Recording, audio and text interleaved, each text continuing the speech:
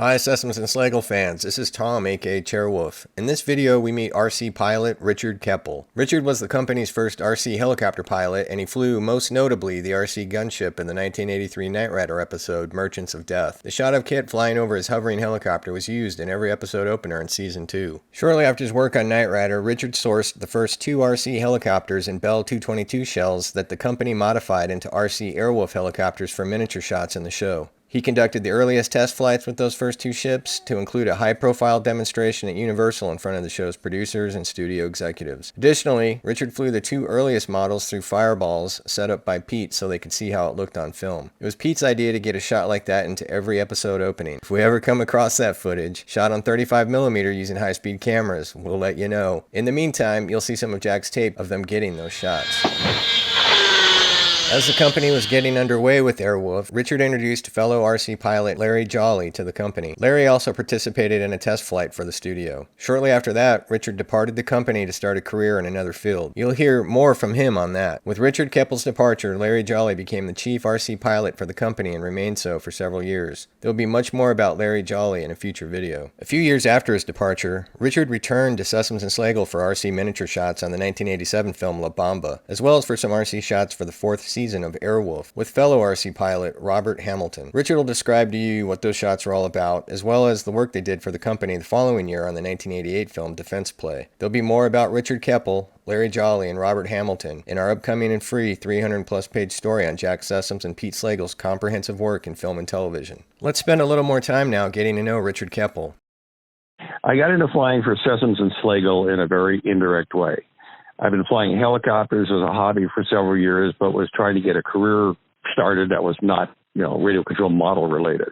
In addition to my normal job, sometime around 1982, I got a second job at Hobby Shack in Fountain Valley on the evenings and weekends. One day, around mid-1983, I think, the shop got a call from a guy who turned out to be Pete Slagle. Pete had called Hobby Shack asking if they knew any good RC helicopter pilots. The people at the shop referred him to me. He asked me to go out to Redlands to demonstrate what I could do, and so I did it. For the demonstration, I used a Cavan Jet Ranger or Hurlable Falcon 808. I was flying both frequently in those days. After the demonstration, they hired me. Later on, when we got out there and were preparing to shoot the miniatures for Knight Rider, I realized that Jack and Pete were already extremely accomplished in shooting miniatures for television and movies long before I arrived on the scene, and they knew precisely what they were doing. They gave me reference photos of the full-size helicopter that was to be used in the episode, which was a full-size Jet Ranger painted flat black. A very good friend of mine at the time, Roy Levy, took my Cavan Jet Ranger, cleaned it up, and painted it flat black to match the real one.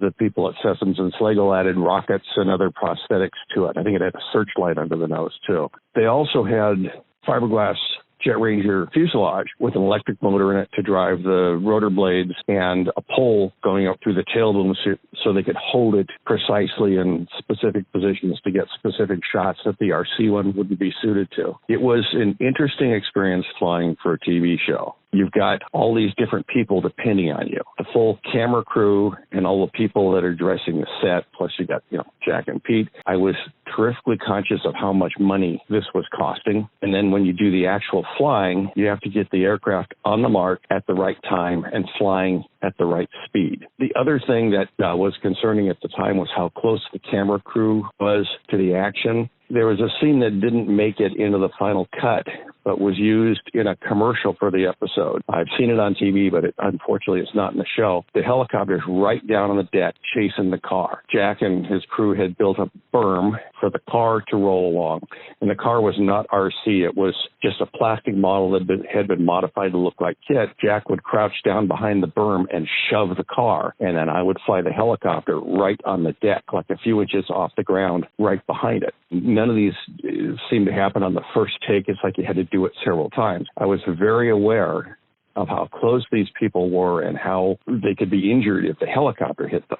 All of this was done at the Sessums Ranch in Redlands, where it was hot. The helicopter kept overheating, and the hot glue used to mount the rockets and stuff on the side of the helicopter would fall off every little while from the heat and the vibration. At one point, the engine in the helicopter overheated, and it ended up in a sort of controlled but rapid descent, and it landed hard. Didn't break anything, but it knocked the lead lag on the rotor blades out so that the helicopter was no longer in balance. There's a shot in the show that happened after this where the helicopter is popping up from behind the berm. The machine was shaking because of the lead lag problem very rapidly at this time. I don't know if the audience noticed or cared, but it always stands out to me if I watch that. I still have the Jet Ranger. It hasn't flown since it flew for Knight Rider and needs a full restoration at this point. A good friend of mine gave me a complete kit several years ago, so if I ever want to, I could take it apart, refurbish it, and get it flying again. I have not made up my mind whether I actually want to do that, but it's always a possibility.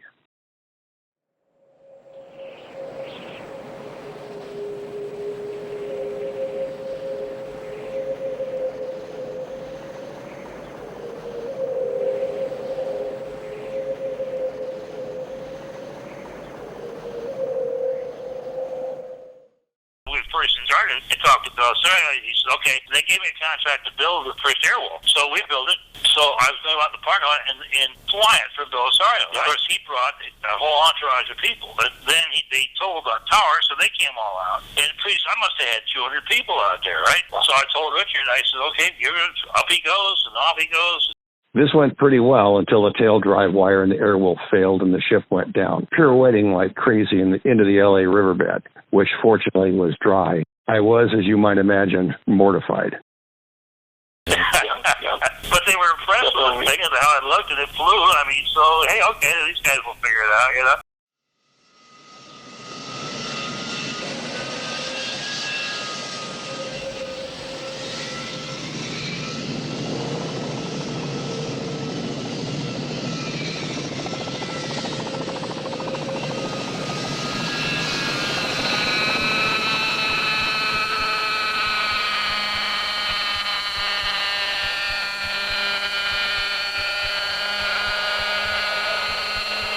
The Airwolves were GMP, that were basically Horobo. The fuselages were Colt. The mechanics were GMP, which was the Horobo importer, using two different brands of things. Horobo didn't have a Bell 222. Colt had a beautiful one. Horobo, through GMP, had the really good mechanics, and I was really familiar with those because I'd flown the Falcons that we talked about for years. The competitor was a derivative of the Falcon. I know how well this flies and how perfect it can fly, so this is what we need to use.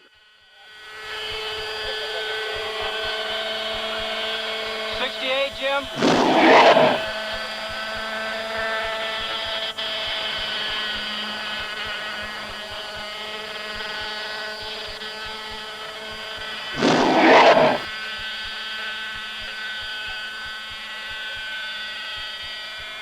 Jim? Yeah. You shooting 68?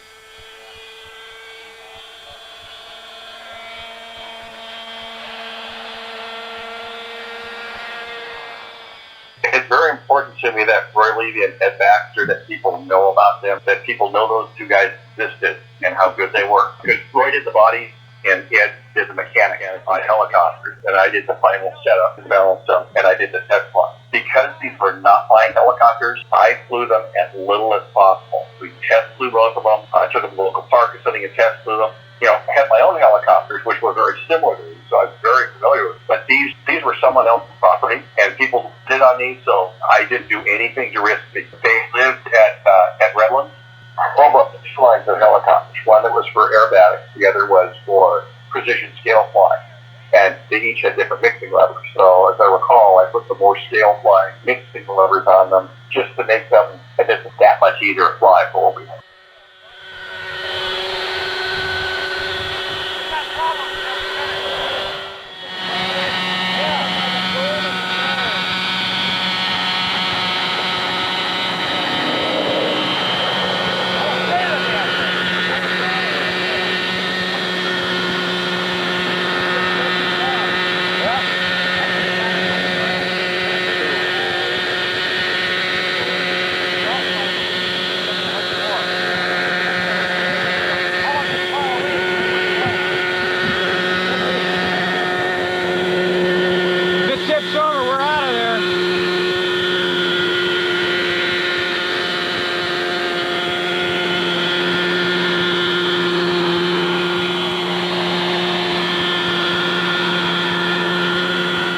JR radio systems for RC had been sold in the U.S. for several years by the time Airwolf started. They were already known in the industry for precision and reliability, and that's the reason I selected them for use in the RC Airwolf models and the reason I still fly them today.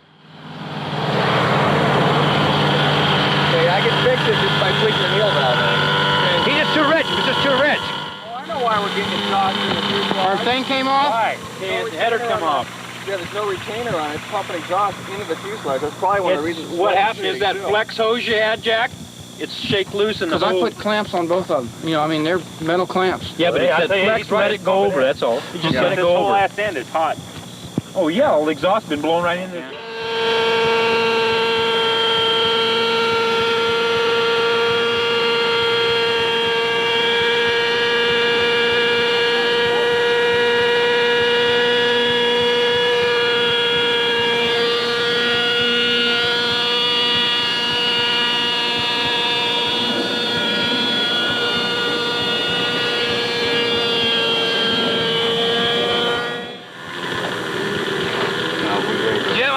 You got a couple feet of that, huh?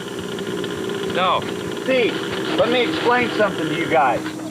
He can fly it all over this valley. He can do anything he wants, but until he gets a straight line into me, go out, turn it around, away from that thickly bush out there, turn it around, line it up right there. It's got to be lined up. He's got to come straight in. I'm going to line on the ground all the way here. Would that help you? Yeah, look, just talking about somebody standing next to me saying, a little this way, a little this way. That would do it. It's hard to watch it and watch the surroundings. What do you need for guide on? Can you fly, listen, you fly from over there, Richard, so when you bring it past yourself, you have an eyeball to about, where that is, and so you fly it that, I could do that, but then if it goes through the ball of flame and I can't see it. See that green prick here? Let me You gotta be on this side of it. There's the green prickly. Let me pinch off the line. There's a green prickly. Now give me the explosion area. That's the explosion area. Now give me where the board was. Where See the that board was? the board sticking up on the berm? Yeah. That's it. Now give me the helicopter where it is.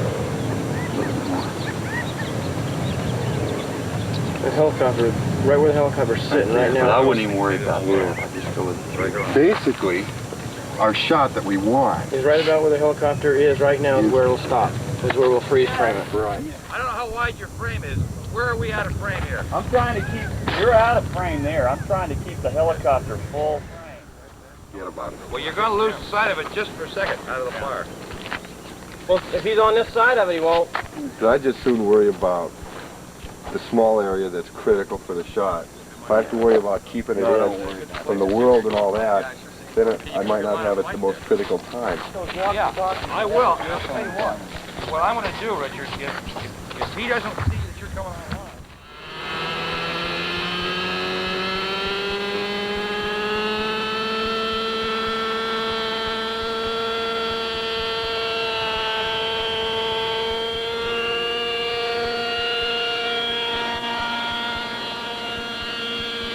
Stand by.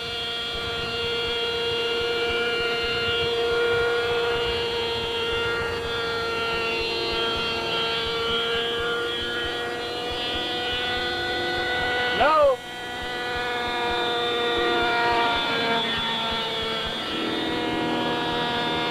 Yes.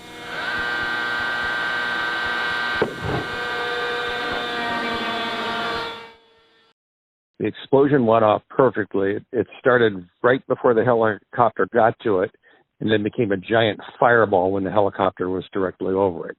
The heat was terrific. I could feel it from where I was standing, probably 20 to 30 feet back.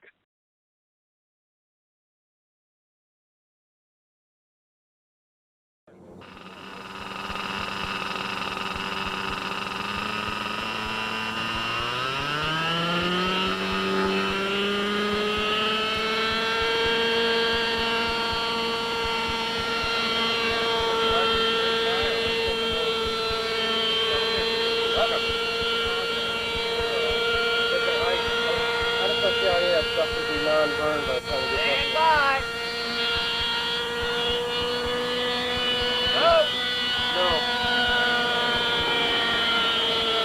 When did the rocket thing twisted?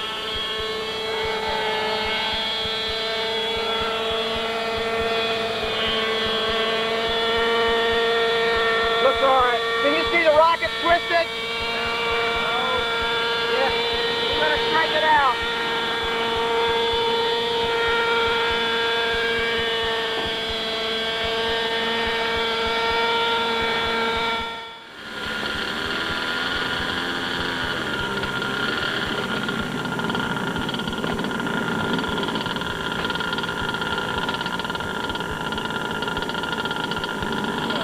Okay.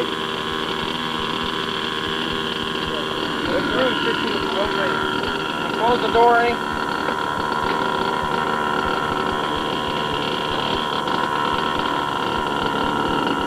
How's that thing looking on camera when you look at it?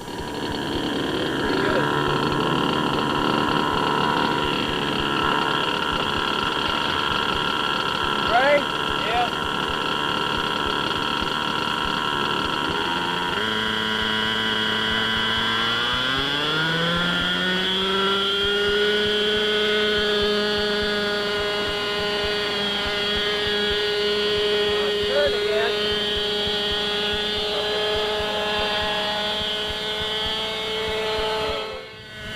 Richard? Yeah? You gotta come in a little more to the right.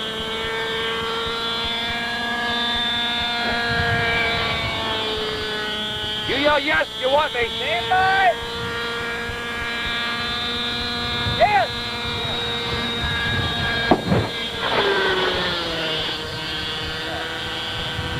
Got it! Go!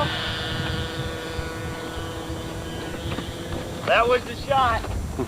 Well, we lost the son of a bitch. Did you follow him through it? Yeah, I followed him through it. He was in it, wasn't he?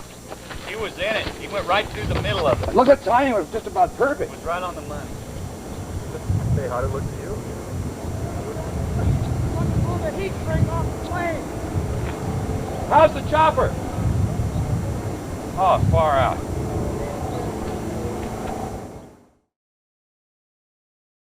Shortly after this, my regular job, not RC related, started to catch up with me. I've been working at the old Ole's home centers in the telecommunications department. Our pilot, he had a real job. He was a manager or something big. Super guy, family guy. Because of his real job, he couldn't come out. We had to shoot all this stuff on the weekends. It was getting more and more difficult to get time off for shooting when Jack and Pete needed it. I didn't see a permanent career path for me in flying models for television, at least not a long and steady career. So Richard introduced us to Larry Jollies, and Larry was a good pilot, very steady, very competent flyer. I knew that at some point I would want to get married, buy a house, start a family, etc. I didn't see a steady future in it, and I couldn't do both.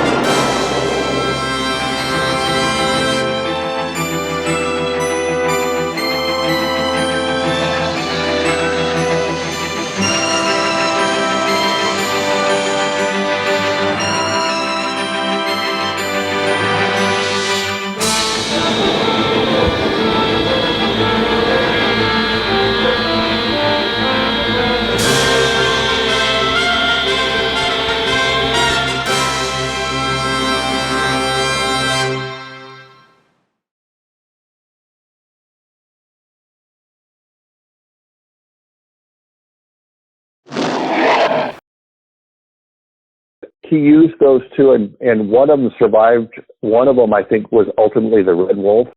I think the Red Wolf, they redid the second one of Richard's and did that because I had nothing to do with that one.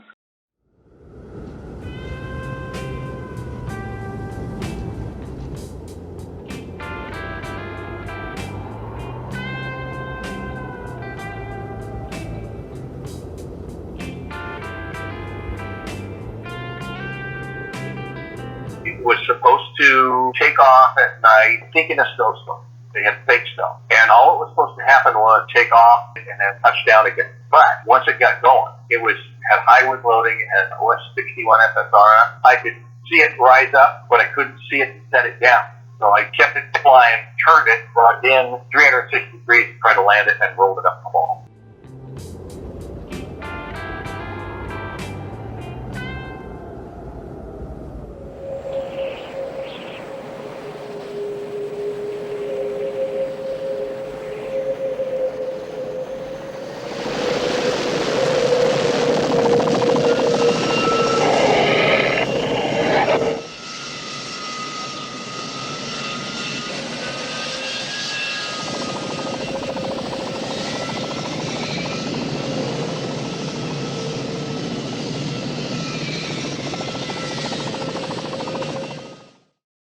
The Sessums and Slagle modelers had built this very large model of a nuclear reactor against a berm out at the Sessums Ranch. I remember this thing was huge and quite detailed. I think I flew the Airwolf over and past the reactor a few times. Then they had some sort of doll wrapped in a foil suit, which was supposed to be a scientist that had to be rescued. The doll was attached to the bottom of the Airwolf with a string, while this large model of the reactor burned furiously. The flybarless helicopter with the doll swinging underneath was very interesting to fly. There were no 3-axis gyros in those days, so it was very difficult. The doll was like a pendulum and moved the helicopter around as the doll swung around. This was a one-take shot, as once the model of the reactor was burned, that was the end of it. Couldn't do it again. Regarding the shot of Airwolf flying out of a building in the season 4, this was done, as I recall, from inside a trailer, from a tractor-trailer rig or a large container. The span of the rotor blades didn't allow much of any room for error to the left or to the right. Flying a helicopter in a confined space is quite challenging, as they seem to like to get drawn or sucked toward the walls and ceiling.